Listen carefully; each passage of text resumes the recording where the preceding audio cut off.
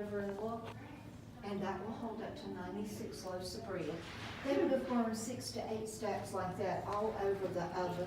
And when we bake on Saturdays is our baking day, and so we burn more wood. I burn the wood then, I know, and my man friend that Brother Jeffrey is here with me, and he makes the dough, and I burn the fire. Because I'm big and strong, that's why I do it. And I put me 3 stacks, because I'm short, and then I figured out how to do it and slide it back, and then put more, and do it like that. But we use all these tools, and they're long. That's just our cleanup area in there. I mean, you always have to look behind the curtain, You don't gotta look. That curtain, if the curtain wasn't there, people wouldn't even look back there. This was the storage room. Around 1818, Christian Winkler came in 1807, and the bakery opened in the year 1800. But he needed more storage, and he took a pickaxe and a shovel and dug out across the whole back of the bakery. That window is down ground level when you're outside. Okay. And so they did not cover that with the plaster. It's the stone and the wood, which they didn't think was appropriate. So they would have covered it. That's why you see all the waves, because they covered the walls so it looked crisp and clean, where we love the stone, or I do now. Those are sugar, and they're down to some pieces, so get you more than one. Each person after the age of 13 was supposed to eat a pound of bread a day. This is a 1 pound loaf. And today we make all 1 pound loaves, 17 ounces, and it evaporates. It gives you a good fair price. So if it evaporates an ounce, then that way you have a good fair price. Now, they would have done 3 and 5 pound loaves. So back then they probably would have baked every day. Well, Christian Winkler didn't ever burn the ovens on Sunday. I think he did once, and he got reprimanded by the church. He wasn't supposed to. Right. But if he got behind, it was hard. Sometimes he burned the oven twice a day, and that's hard. Takes 2 to 3 hours to prepare and 2 to 3 hours baking time. And you bake as the heat from the bricks comes down. Right. But if he got behind on his bacon, he was responsible for having enough product to sell to the community here and to any travelers coming through. Wow. And this was backwoods country. People really would go way out of their way to get bread. Yeah. And he also stored barrels back in there for his beer. He used beer for yeast. He was very vague in his logs on how he did that, because he didn't want anybody to steal how he had learned to do it in Germany, and that's where he learned to do it, was in Germany. It stayed in the Winkler family from 1807 until 1927, a long time, and was a bakery till 1931, and they had input. They still had permission to live upstairs as long as a descendant wanted to, and 2 of the descendants of the great-granddaughter that ran it last, and she married him. Hot crust buns. Hot crust buns. There were 2 Spock sisters still lived up there until the 1990s.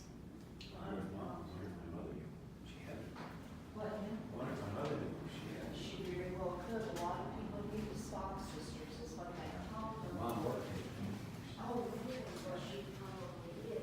And one of them died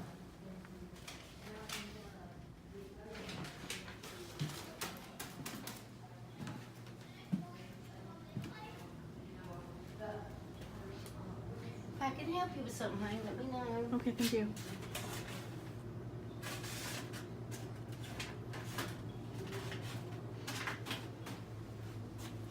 Wow, they had these back then too?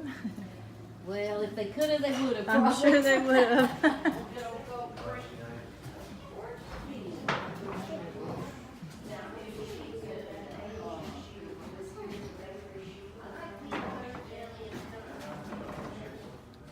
So I'm here in Winston-Salem, and specifically in Old Salem, and I gotta tell you, the sidewalk is pretty funky. I like it.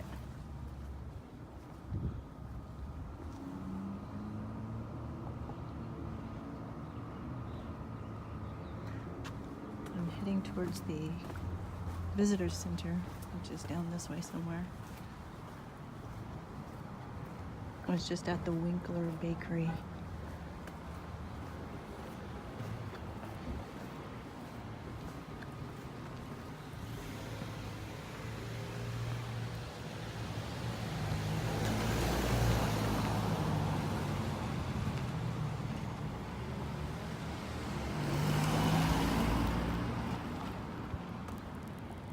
Very almost Tudor style. Is that what they call that? Tudor?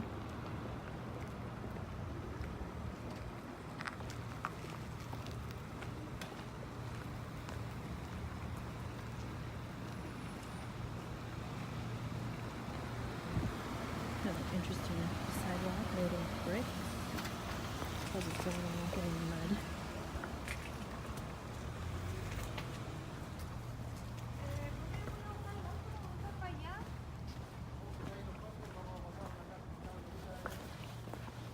Vamos a llegar, si ahí está en la esquina. Ah, ya, por la tetera. Sí. Vamos a entrar. De ahí nos venimos, si la tetera está afuera. If the camera goes down, you know why. I don't like to film people without their permission. Although I just did in the bakery.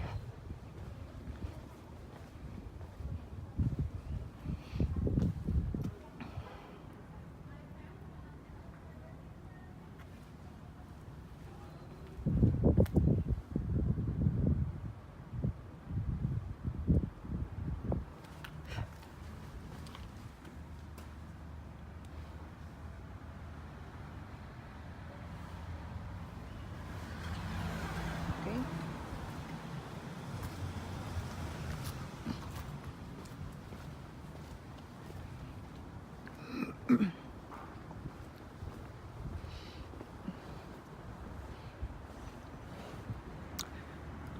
Bookshop.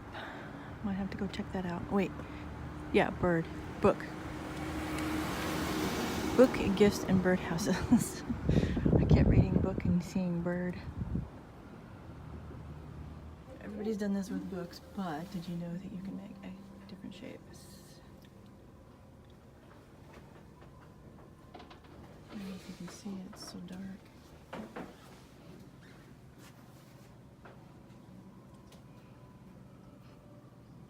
You can put your things up here if you'd like, while you're waiting, while we're shopping.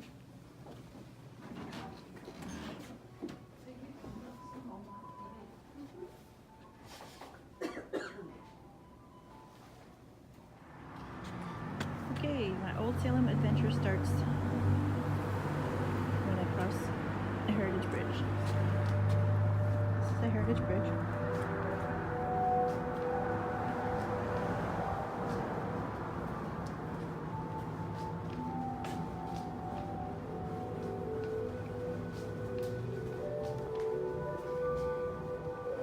It's nice that they have music playing outside too. I actually bought the CD. It's Celtic flute, which I really like Celtic music. Gotta be nice when I'm driving.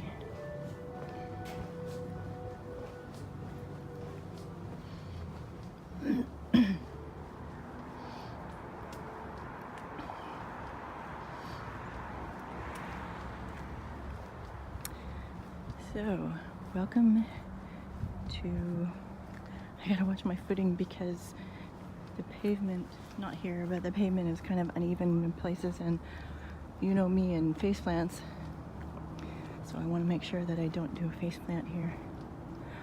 Welcome to historic Old Salem.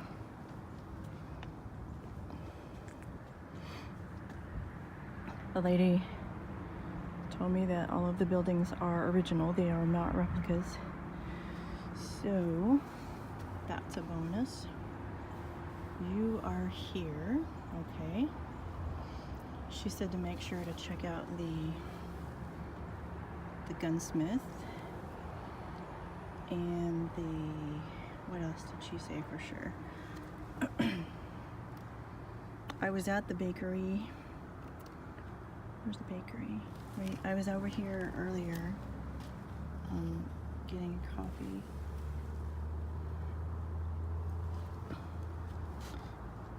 But she said for sure go to the gunsmith, so that's probably going to be my first stop. I am here. The gunsmith shop is over there. I'm thinking that brown building. So let's go check it out. Steps.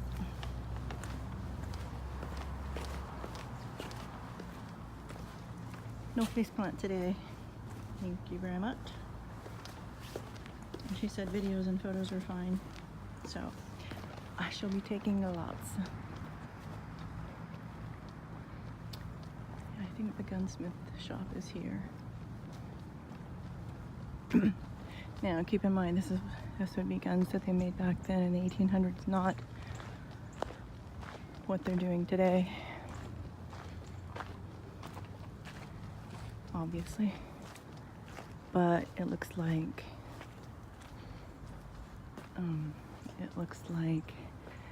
this thing with the gun hanging up must be it.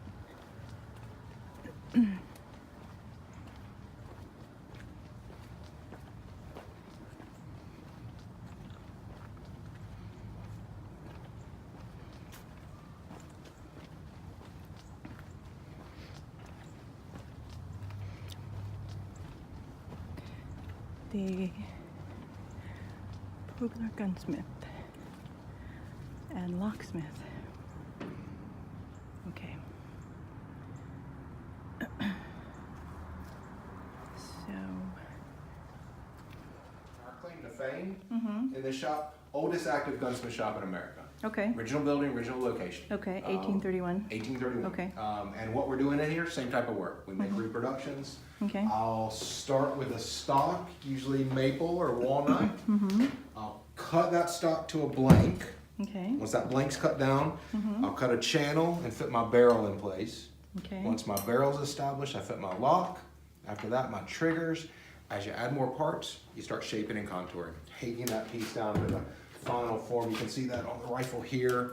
Good example, copied right from an original. And we'll go through reproducing this using the same tools and technology.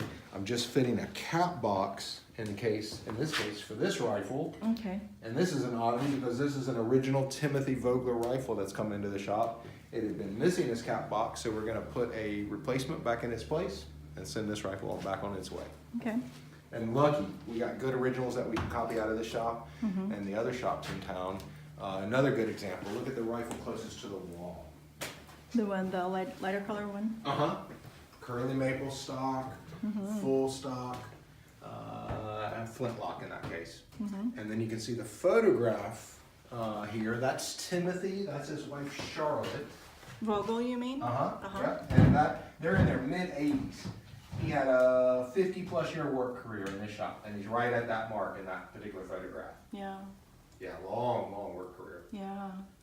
And we're doing the same type of work. Our forge is in the back room. That's where we do hot work, so to speak. And you can open that door and step back in that area if you'd like. Okay. And if you have any questions at all, you want to hold a rifle or anything else, let me know. Yeah, holding a rifle would be kind of cool. Yeah, I've never yeah, done absolutely. Sure. that. Yeah. Okay, hold on. Yep. Okay, I am making my way back up to the main part of Old Salem.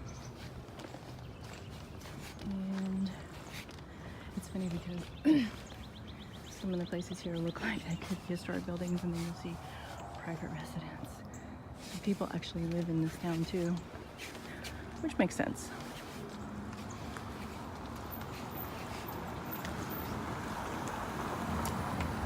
And then we have great old buildings like that.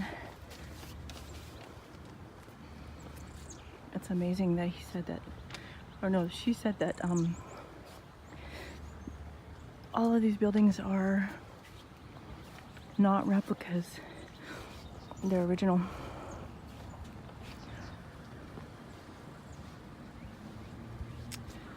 Silversmith. I want to go see the silversmith.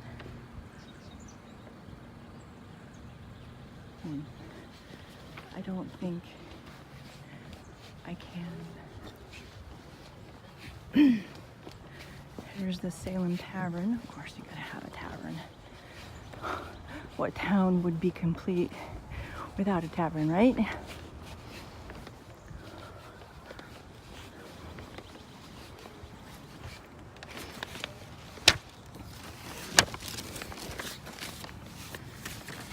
map here. I'm gonna go to the joiner's workshop.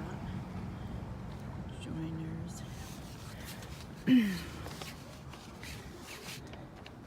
Hey, look. I'm sure that's how they hung their clothes back then.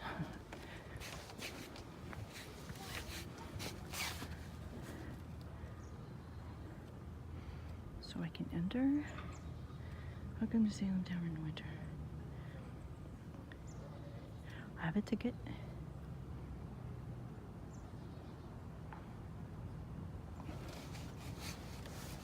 I'm not sure I can just enter. Good.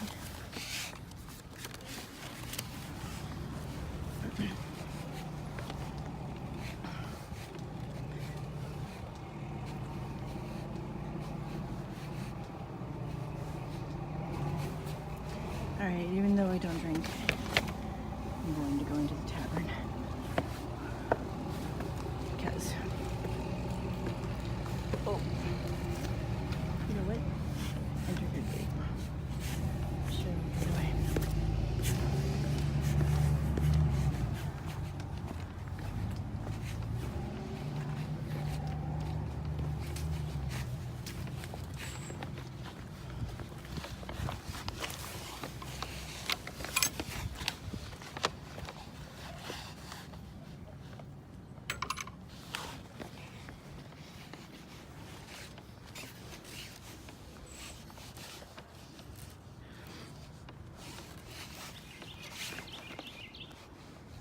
I like the birds here. They have great songs.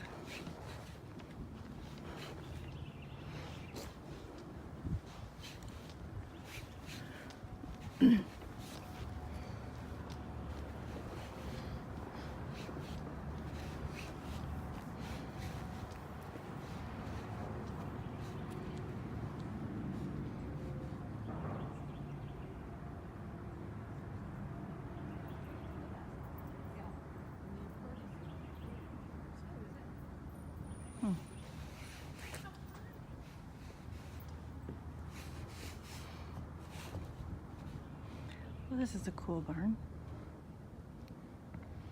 This must have been where they let them sleep. No visitors in loft. Okay.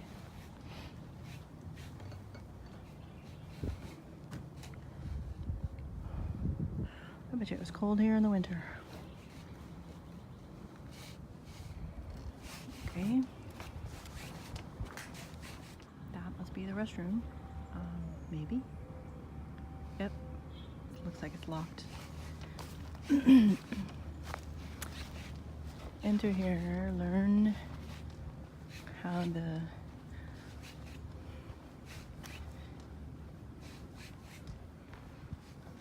I don't know how you say that.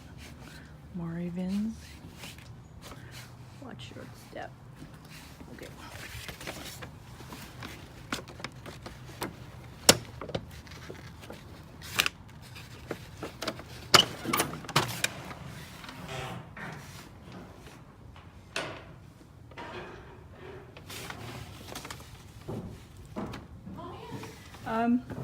Look on the right, there's a latch. Oh, there we go. Got it. Thank you. There we go.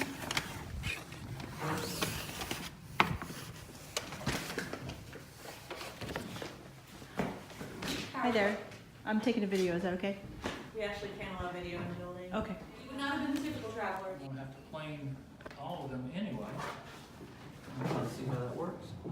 So I've got my vise here, turn that handle, and I can move it back and forth, clamp my wood so it's not going to move on me, and I can use that plane. And you hear it cutting, and there's the wood coming off, and it's getting flatter and smoother the more that I do it. So It's not now, a very pleasant sound, though. you don't think so? Feel, see if the results are good. Oh. Yeah, that's a lot smoother. It's more like what the sides are. So, and if you want to, you can try this out. I've got a plane right over there, which you can try on a board. So, there's the blade on the bottom. So if you touch the bottom, no, just the top. Right hand on the handle, left hand on the top. There's that sound. So you don't like that sound? I feel like it sounds different. Hi. How are you doing? Good, how are you? Good, thank you. Thank you. Make yourself at home. Thank you. So this is the joinery workshop, which pretty much is what I thought. It's the wood shop.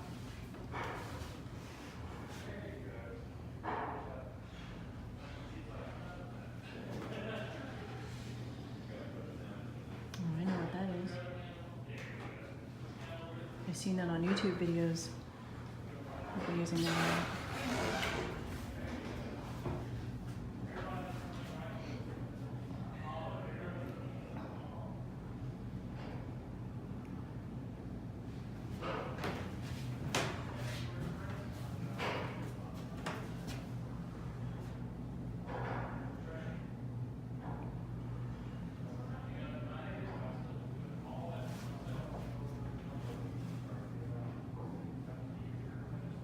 Oh, that's a watermelon dog.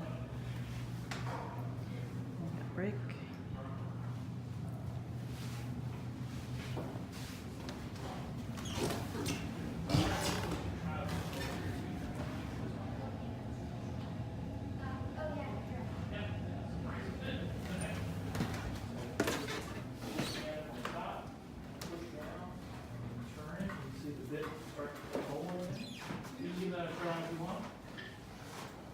There you go.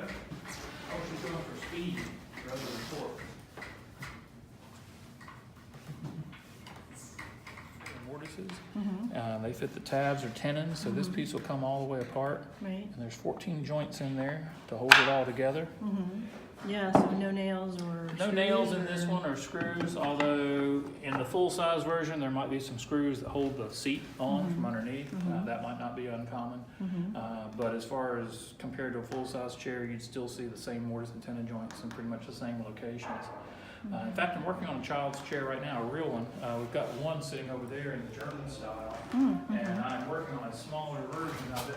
In fact, I've got all my parts sitting over here with the legs, the seat bottom. And this is all mortar and tenon? Mortise and tenon, sliding dovetail joint, and that's about it. And there's the back. Same pattern as that one, but scaled down to a Oh, smaller you're making a size. replica of that. You're not making that one. Not making that one. You're making a replica. The other fellow in the shop built that one a week and a half ago. Okay. And so I'm doing one in a kid's size now. So That basically almost just looks like scaled it could down. be an adult chair. It is. It is an adult chair. Yeah. And it's more comfortable than it looks. This is pretty typical for a German style. The English equivalent would be, say, a Windsor chair or a ladderback chair. So Okay. it's kind of that middle of the road type Right. of quality. Right. It's not the fanciest you have. It's not the simplest you have. I like it. I like the so- looks of it. Yeah, it's very distinctive.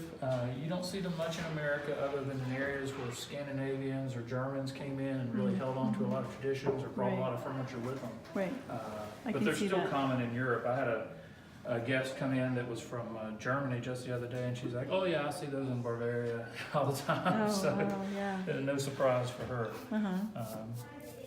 But yeah, they're not too bad. They're actually decent to sit in and very sturdy. Kind of like this chair too. It's a little similar to it. Huh? Yeah, that one's a little similar. That one's a little vertical. You're welcome to try that one out. It's secure. It's not going to fall on you or anything, but the proportions are a little off. The feet are a little too straight up and down. The back is not angled back quite enough, and so that one kind of stays in the shop. But it's not horrible. No. I mean, it gets you off your feet. Yeah, I like it better than most of the ladderback chairs I've sat in. It's not quite as comfortable as a Windsor, but Right. No, I like it. somewhere in between. I'm a slouch sitter, but I wouldn't mind sitting in that one. Yep, and you'll see some that are solid wood like this with a clear finish on them. In the European tradition, you'll see a lot of them made out of softer woods or a combination of woods, and then they're painted, and they have a lot of the decorative painting on them, like you'll see frontier work or painted chests and that sort of thing. And so I've seen some very decorative ones. Now, would the window seals have also been joined mortise Yep. and tenon? Yeah, most people look through their window. They don't pay attention to look at the window, but there's mortise and tenon joints all the way around. You can see the peg there and the Oh, yeah. end of the mortise coming through. Same thing here. You can see that Even tenon. this here. So this has a tenon going all the way through. And this piece and this piece are continuous top to bottom, but these have to be mortise and tenon into place. So there's a little tenon here. This Right. one has a little mortise all the way through, and both of these have a tenon that meet in the middle. So there's 14 joints in the framework that all I have think to they fit kind of together. make them the same now, don't they? Very similar? They do. The profile is very similar. We're still making windows with that profile, Yeah. but they'll use machines to cut them out today. Yeah. And oftentimes, and what you'll see is it looks like this, but it's just a grid work on the front, and it's a solid piece of glass in the back. Oh, gotcha. Whereas this is This set up would to be be 6 individual different panes. panes of window Mhm. where they go in here and then you fasten them on the Yeah, back. the back side just has a rabbet, the glass fits in there, and you putty that to hold it in Oh, place. gotcha, yeah. So today we still use these profiles because they're kind of considered classic, and it's what you want or people want. Yeah, yeah. But yeah, they've kind of taken a modern twist on it to do it faster, Right, but maintain that look. Doing something a little unusual where I'm only underglazing half okay. right now, because these are not actually going to end up being sold in the store. These are test tiles. Okay. So I'm gonna test some of our glazes on them, and I need to see how the glaze performs on top of a white background and on top of our plain earthenware background. Because certain colors pop when you put them on top of white, and also certain colors or glaze mixtures, depending on what the chemistry is like, can cause air bubbles inside the glaze that make it cloudy. It's hard to see that on top of a white background. So if I do it on top of the earthenware and the white, I get the best of both worlds. I can kind of see how the glaze performs on both. Nice. So that's kind of what I'm doing right now. And then he's over there working with some of our molds. Okay. Historically, our potters are making most of their wares with one of two techniques. They're either using the potter's wheel or they're using a mold. The molds are going to help with all the weird kind of forms, the ones that aren't, perfectly circular. So stuff like these little birds are made with molds. Whereas your more circular objects, your cups, bowls, plates, things like that, are going to be made on the potter's wheel because of the way that it spins. And the potter's wheel is a little faster, but it does take more training. Whereas with the molds, it does take a certain amount of training for sure. But some of the molds are easy enough. You can, Right. do it with, within the first couple of years of an apprenticeship. Right. Versus the wheel, which is going to be definitely towards the end of an apprenticeship. I can still hear you. Oh yeah. Yeah. This thing actually picks up sound. I'm really surprised at how far away it picks up sound, so Oh, wonderful. yeah. Yeah, and on the shelf over there, you'll see kind of two main styles of pottery as well. The bottom two shelves have the plates with the plant imagery and some animals and things like that on them. Those bottom two shelves. That style of plate is called slipware. They're using a watered down clay like what I'm using right now, and then you can change the color by mixing in different metals. And that's how they're applying those colors and designs. And the style on the bottom two shelves is a very Moravian style, so that's kind of their specialty. Whereas the center two shelves and higher up, you're going to see a little bit different of a style. The center two shelves are very English style, especially those plates with the scalloped edges. That's known as Queensware. Right. And that's a very English style. Our potters learned how to make that so they could sell it to their English clients. And then the top two shelves are your more utilitarian pieces, the kind of thing you might see in any sort of household. Sure. Nice.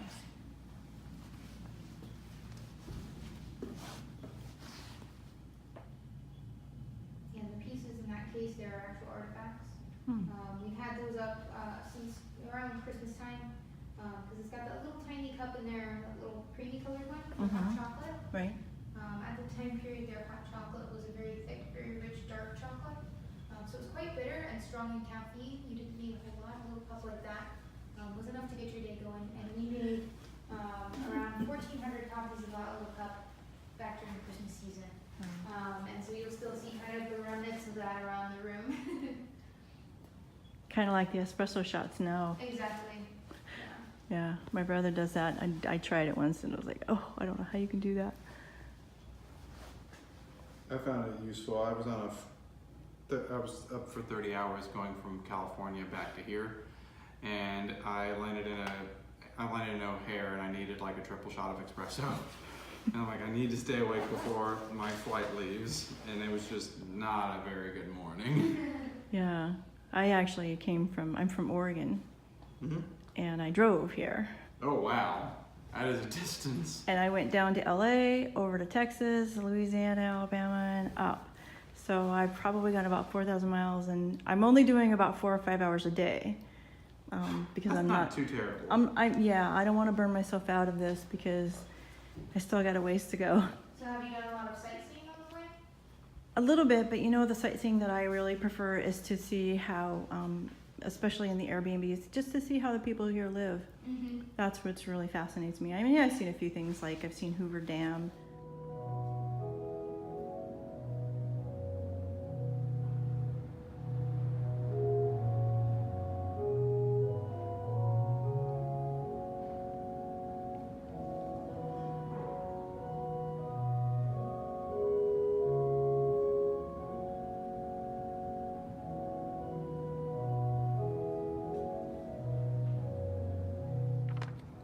Okay, I'm ending up my tour here in Old Salem, and I just want to show you what these sidewalks are like.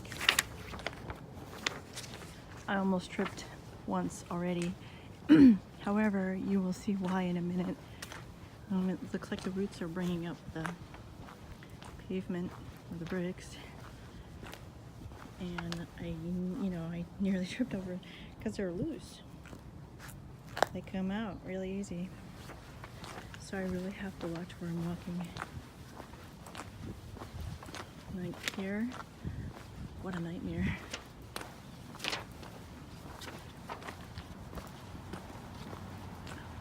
I'm usually pretty sure-footed. That was a joke. I'm not.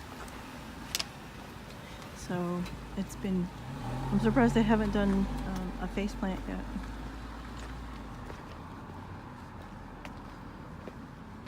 So one last look. Look at these guys over here.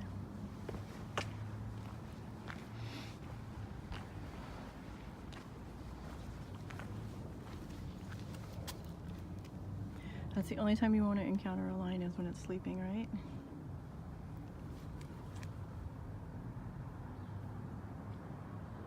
Very pretty town. It's funny because people still live here too.